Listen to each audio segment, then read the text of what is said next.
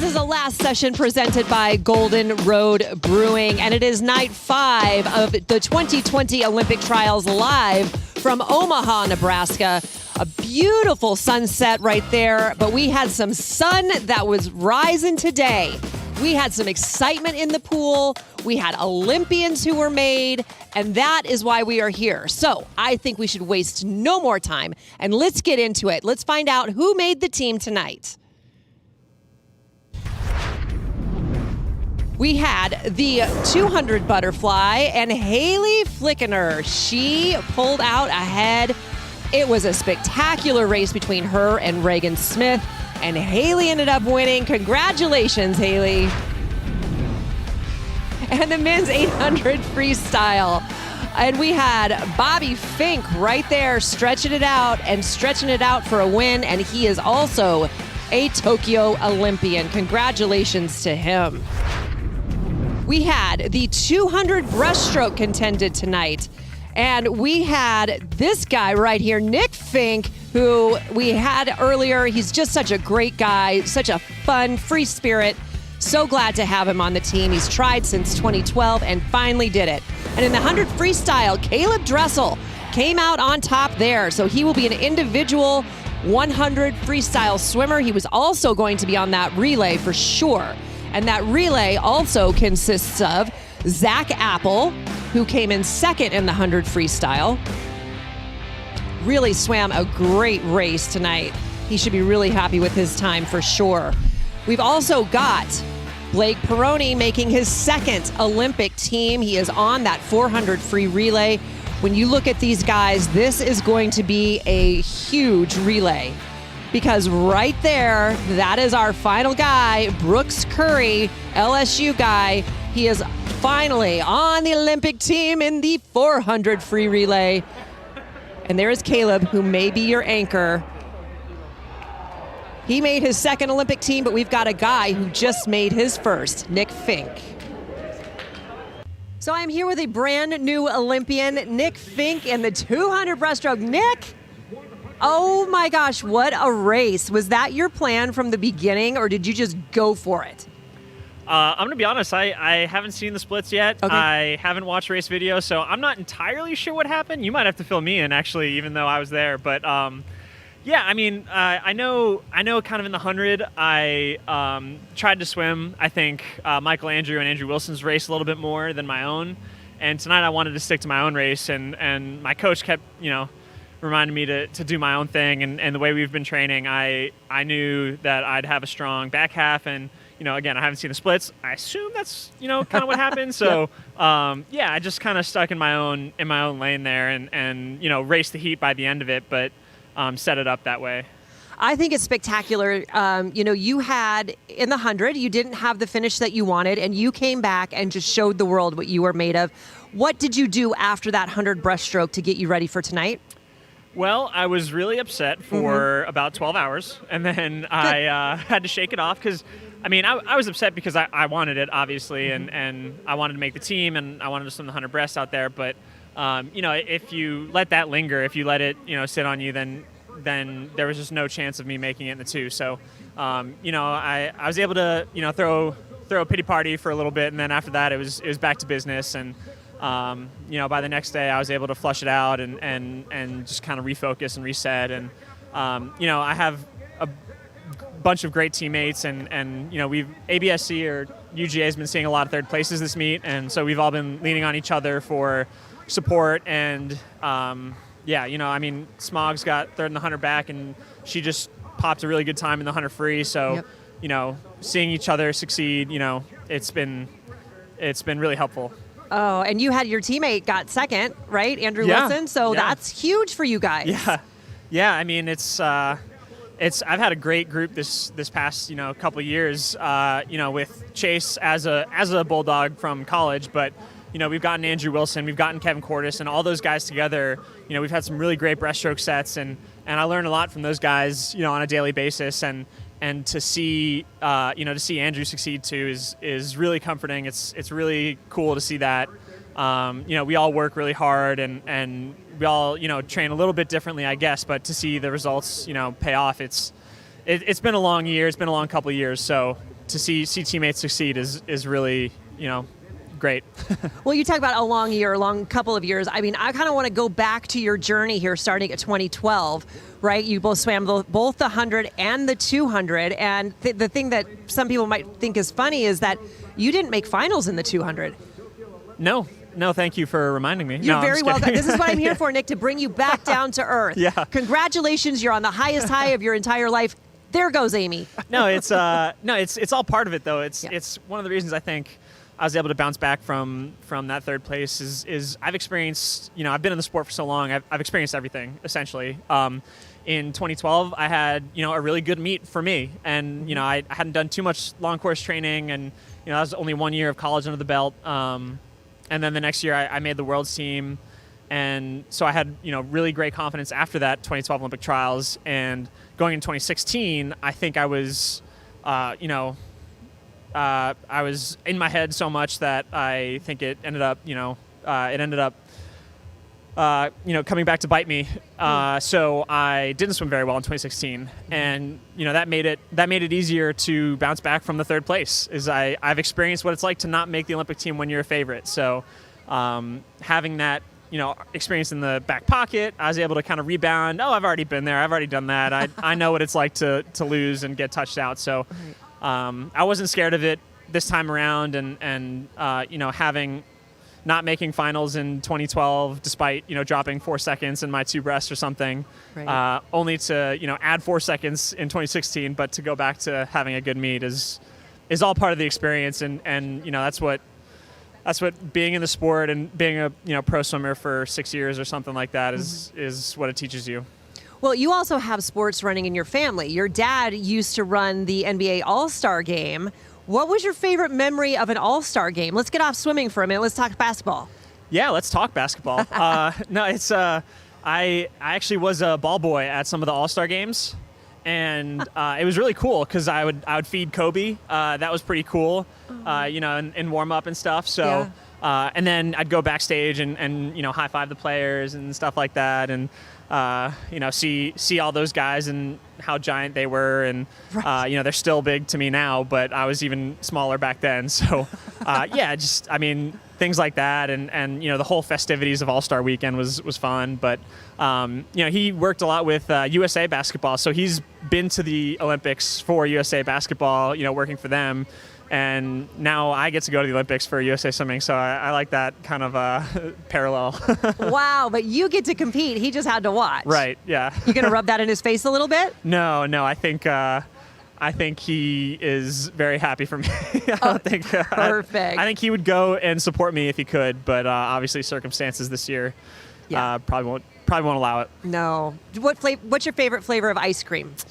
Mint chocolate chip ice cream. Good boy. I knew I liked you. Now, peanut butter and honey, peanut butter and jelly. Peanut butter and jelly. Peanut butter. Are you still talking about ice creams, or are we talking No, about... I'm going to talk about a sandwich. Okay. Peanut butter jelly for sure. Although I do like honey. It's nothing against honey. It's PB&J is just top-notch stuff, top-tier stuff. So. All right. Well, listen, I don't think we're going to offend the bees by any point. Have you been to Tokyo yet? I have never been to Asia yet, so anywhere over there. And there's some world championships and Pan Pacs and stuff over there, but I didn't qualify for those teams, so I'm happy to go for the first time over there. It'll be really fun, even though, who knows what the Olympic Games situation is going to be like. It'll probably be a little different than previous games, but I'm going to go and enjoy it as much as I can, as much as I'm allowed to, and also, make sure I'm being safe and being competitive. Well, it is your first game, so I don't know that you'll notice a difference. But when you make it back in 24, then you'll be able to notice what a difference that was, right? That's true. Yeah. When I'm focusing mostly on the 100 breast, and then if they have the 50 breast by 24, because these two breasts are going to pile up eventually. Right. Right. Oh my gosh, Nick, I am so excited for you. Welcome to the U.S. Olympic fraternity. You are the newest member, and we welcome you with open arms. We wish you the best of luck in Tokyo, and thank you for spending some time with us. It means a lot. Thank you. Thank you so much. Thank you. Good luck. Thanks. Enter a California state of mind, where refreshing beer meets real mangoes.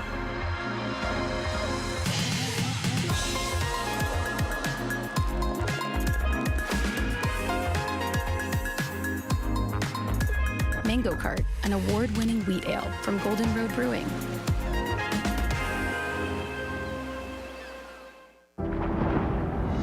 Once we start swimming, We're in for life. we swim with goals. Let's get it going, come on. With joy. With our community. A community that believes swimmers don't just do something fun. They become something exceptional. Come join us here, where we love this sport. And this is the last session presented by Golden Road Brewing. And you know, we have a lot of swimmers here, but the swimmers didn't get here by themselves, did they?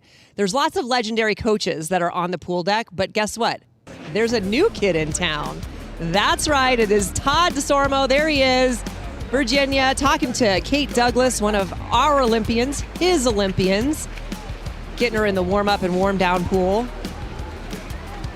Sometimes it takes a little more coaxing with some kids than other kids.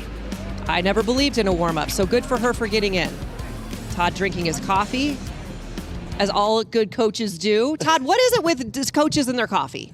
Yeah, well, I don't know. I think my swimmers would tell anybody that I don't need the coffee. I love it, though. It tastes good.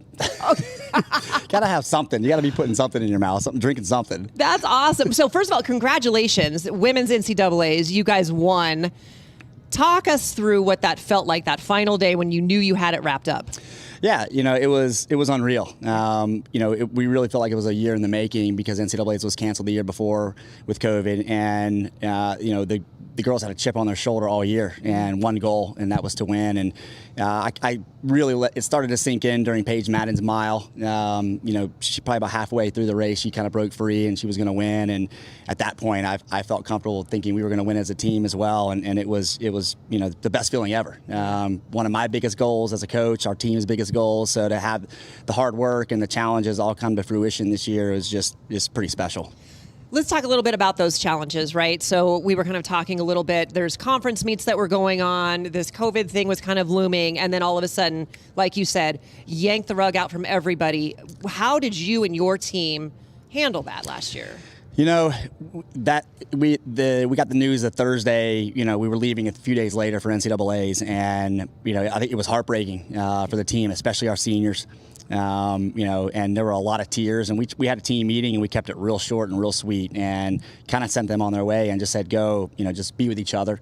And then, we didn't see anybody for 2 months because they had to split and everybody was sent home from the universities. And, but we stayed connected, through Zoom, fun times, and just tried to keep them motivated and excited for the next year and hopeful. Yeah. But it was hard. But I think it lit a fire for them and got them even more excited for what was to come. And then again, Olympic trials last year. I mean, it's 2 months out. For me, being a pure sprinter, I was already in taper, right? I mean, I wasn't because I'm so old. We don't need to see this in a Speedo anyway. But what did you do for your staff, and your swimmers at that point? I mean, it was, I think, there was a lot of pressure because Olympic trials hadn't been canceled yet, and everybody was waiting, and I think really stressing out because the Olympics hadn't been postponed yet, and trials was still on. And I think eventually, when it was postponed, it was a sigh of relief for everybody, so they didn't have to worry about it. And because nobody could swim, nobody could find a pool, so everybody's scrambling and stressing out about trying to find a pool and being able to train. And I think when it was postponed, it was a sigh of relief. And even our staff as well. I think even though COVID wasn't fun and it was challenging, I think that a couple of months in April and May and June where we weren't doing much was, it was kind of a nice break. I got a puppy. I was home more with my family than I've ever been. My wife may not like that. She probably wanted to send me back to work. But so I think that for everybody, it was a little bit of a good break. Everybody got to reset and refocus, and they came back seemingly stronger than ever. Since you brought it up, I was going to talk to you about the doodle. Is this a golden doodle, a labradoodle? It's a golden doodle. A golden doodle. A golden doodle. Jenny for Virginia. And so cute. Love it. And your kids are both swimmers. Yep. And you've got a soccer player. Yep. All right. So you've now done your research. I may or may not be stalking you. I'm not confident of this, that maybe that's why I'm like, we need to get Todd on the show so I can have you right next to me. But no, seriously, how do you handle that with coaching? I mean, the program that you're coaching, and you guys are, flying and going up the ranks as quick as could be, and you've got 2 little kids, a wife, and a puppy. How do you handle it? Yeah. I guess it's just a big juggling act and a lot of multitasking and, doing my best to, be around my children when they're having their swim meets and soccer games. And unfortunately, I missed my daughter's ballet concert last weekend, because we were out here at trials, but got great videos from my wife. But, I've got a supportive family. Yeah. They're the type of family that knock me down a few notches if I ever get too big of a head, which is probably good. Yes. Even my children, my son and daughter, are like, they're so used to being around great, athletes, our team, and so they don't think it's special, which I think is a good thing. That's amazing. I mean, what an environment to raise them in, right? Yeah. Good gravy. Now, I know that we talked about NCAAs, but I want to talk a little bit more about the championship, and I want you to kind of look at some of these pictures and tell me what you were feeling at this moment. Oh man, I think I wanted to cry. This was. I've never seen the team as happy, and the challenges that they face all year, the hard work they put in. It was amazing to see them be able to celebrate. Because we get out of the way. We're not doing the work as coaches. They're doing the work. They're bought in. They're excited. I think all coaches want to see their athletes perform at a really high level just because they work really hard. They've earned it. Everybody here's earned it, right? Everybody in NCAA is working hard. You want them to perform at a high level, just to see all that hard work pay off, and to see that and see all that hard work pay off it's the most pleasing thing a coach can experience. We can have. What was the reaction of your team when you did a flip into the pool? They probably think I'm stupid for doing it. I don't know. I thought it was fantastic. And I think I got real dizzy. I had like vertigo after that. Oh, you did? I was going to say we need to get flips anymore. We need to get Cynthia Potter, our diving analyst here, to go over that dive. It was spectacular. Well, my wife was a diver. Oh, okay. So pick up some pointers from her. Oh, I love it because it was really spectacular. Something else that's spectacular that I love, and I've never heard it from anybody else, and it was the way that I used to carry myself. You tell your team, I want you to carry yourself like you are a champion in the pool and out of the pool. Mm-hmm. No one has ever really said that, but it is a key.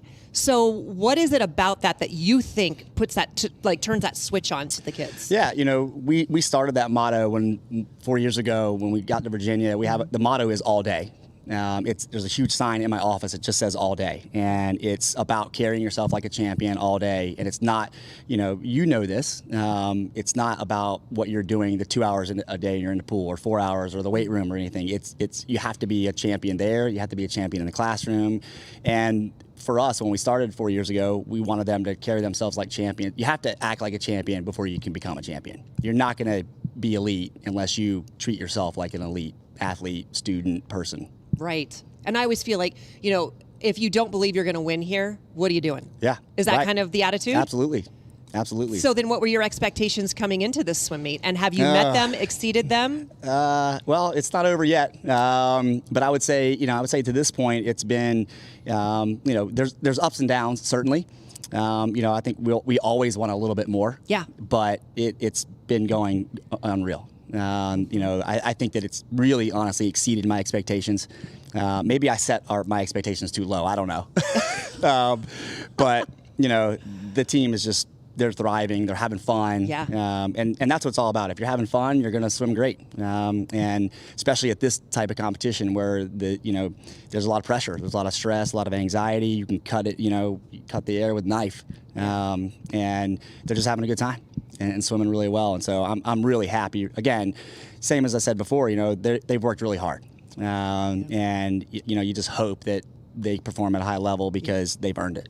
Well, and you have right now 3 Olympians, right? So you've got Kate Douglas, you've got Alex Walsh, and Paige Madden. I want to say you have 3.5 because you kind of have a half a swimmer because, right, Emma Wyant is going to be coming to Virginia next year. Right. I mean, just having those right now is huge recruiting, isn't it? Oh, I hope so. We'll find out. come. We'll ask me in a year. We'll see. Okay, what is the dog's favorite treat? Anything. Oh. Anything. Well, We yeah. try not to give her too many treats, but she'll eat. There's nothing she hasn't turned down. That's for sure. Okay. Pup cups. My children would say the pup cup. Yes. Yes. Chick-fil-A's pup cup. Oh, Chick-fil-A. They trick us into going there because they want to go there, but they say we're going to get the dog a pup cup. That's What their is- favorite place. What is the Chick-fil-A pup cup? I've never heard of It's that. just I don't even know what it is. It's just Is it ice cream or something? it's something like that for dogs. See, I frequent a Chick-fil-A. I know it's hard to tell, but not in swimming shape anymore, kids. But yeah, so I'm going to have to get a pup cup Yeah. and one for the dog as well. So that'll be really good. I'm excited. So, okay, I have a quick question. My last question. The end of July, are you and the family going to take a vacation? Maybe go to the beach? Maybe go to, I don't know, an Asian country? Anything like that at the end of July? Because I know you need a break. Yeah, I know, right? Yeah, anything? Who knows? Maybe, I don't know. We'll see. You don't know. You haven't I- planned out your vacations I yet. have not planned anything out. I like to just wing it. Yeah. Wing it. Organized chaos. That's how we roll. Okay. Are we going to find out soon if you're going to have a vacation in July? Maybe. Yeah. Okay. Okay, good. Well, I really hope that vacation comes through. Yeah. I appreciate it. Yeah, anytime. Me too. Todd, you are a rock star. I want to congratulate you on everything you're doing. 5-year extension at Virginia. Huge, huge, huge. And women's NCAA championships. Thank you so much for joining us. I'm so excited to have you Yeah, here. my pleasure, Amy. Appreciate it. Thank you. You take care. And here's what's interesting. You might want to stick around for this, Todd, because this is really awesome. We have a little segment that we like to call Ask Amy.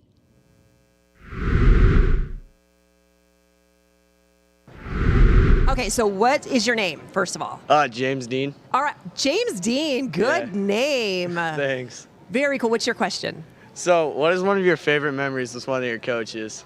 Favorite memories of one of my coaches. It was in 1996 when I became the first American woman to win 4 gold medals in one Olympics.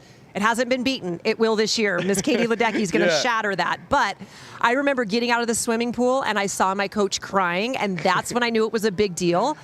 So I was happy that I knew it was a big deal and happy to see the man cry because I'd always wanted to make him cry. Payback, right? How about Yeah. you? Are you a swimmer? I am.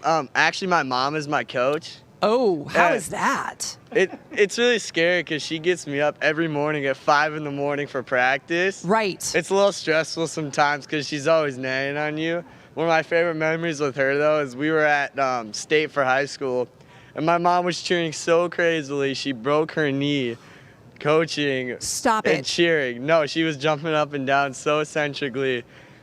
She jumped and she bent her knee wrong. She had to get surgery the next week for her knee. Oh my gosh. It was a crazy story. I mean, it was funny. It was a great time, but it was just like crazy that week. Bless her heart. Yeah. Well, James, I hope that you don't bail on a practice or anything because mom's going to be there and she's No, going to know. Never.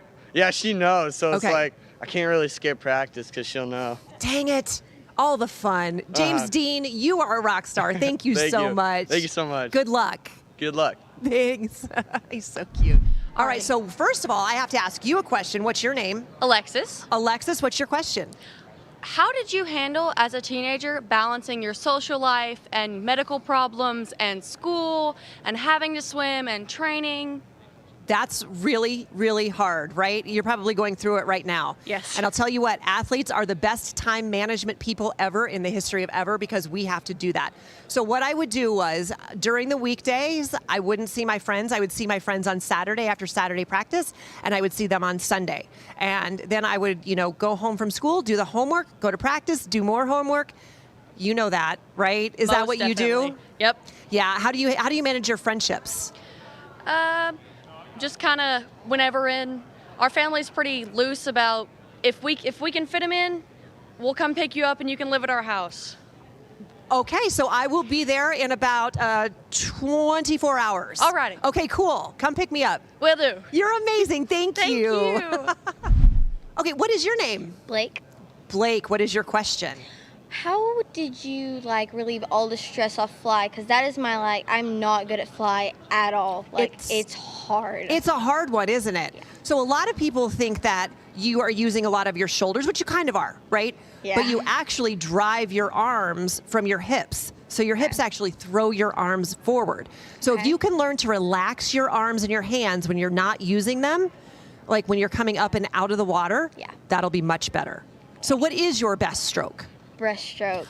Oh, okay. And so you're asking about butterfly because you're an IMer is my guess. Yes. Okay, so you want to make your IM better? Yeah. All right. All right, well, listen, I wish you luck. Thank you. Remember to relax whenever you're not pulling water. Okay. And I'll see you up here in 3 years. Okay. All right, thanks for your question. Thank you. Oh, thanks.